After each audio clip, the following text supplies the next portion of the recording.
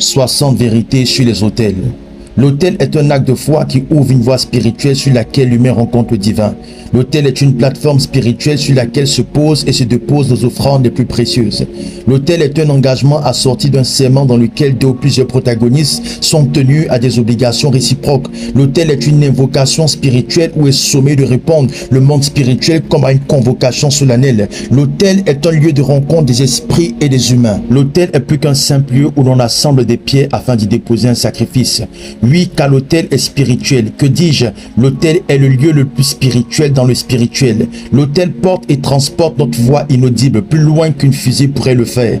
L'autel rime avec sacrifice, rénonciation de soi, abandon, mort à l'intérieur de soi-même. L'autel est la première pierre posée avant tout édifice. Loin d'un artifice, elle est le gage de justice. Derrière chaque autel existe un acte de naissance dans lequel plusieurs parties sont tenues à des obligations et des devoirs.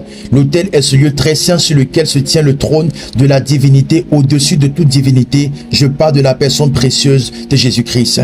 Il n'existe pas en effet de création sans fondation d'autel. Tout a été créé à partir d'un autel et sur un autel. L'autel le plus élevé au monde était il y a sur terre plus de 2000 ans sur une croix à Golgotha. Aujourd'hui plus que hier, le mystère de l'autel vit dans notre esprit. Un autel a la capacité de rendre possible l'impossible de l'invisible dans le visible. D'autel à autel, l'autel le plus élevé est celui du sang de Jésus-Christ qui a coulé à la croix, comme l'a compté Jean dans Apocalypse chapitre 5. Le monde a été bâti sur un autel et toutes les bretelles du monde sont sous la tutelle d'un autel spirituel. L'autel peut être divin ou satanique. L'autel peut être une bénédiction ou une malédiction. Chaque autel transporte des conséquences. Alors choisis bien ton autel. Autant il n'existe pas d'offrande sans divinité, autant il n'existe pas d'autel sans sacrifice.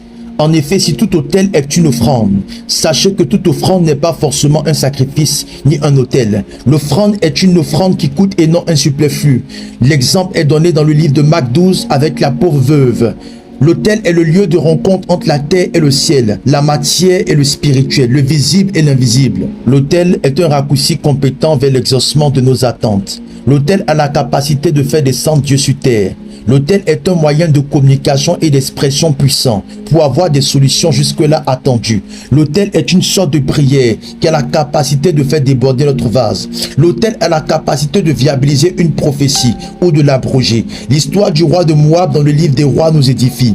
Il n'existe en effet aucune âme aussi puissante qu'un autel en dehors du sang et du nom de Jésus-Christ. L'autel est spirituel et transcende le terrestre. Pour dominer sur terre, il faut devenir un homme autel. Nous avons en nous chrétiens l'autel vivant le plus puissant au monde qui coule dans notre sang en la personne éternelle de Jésus-Christ. Le monde spirituel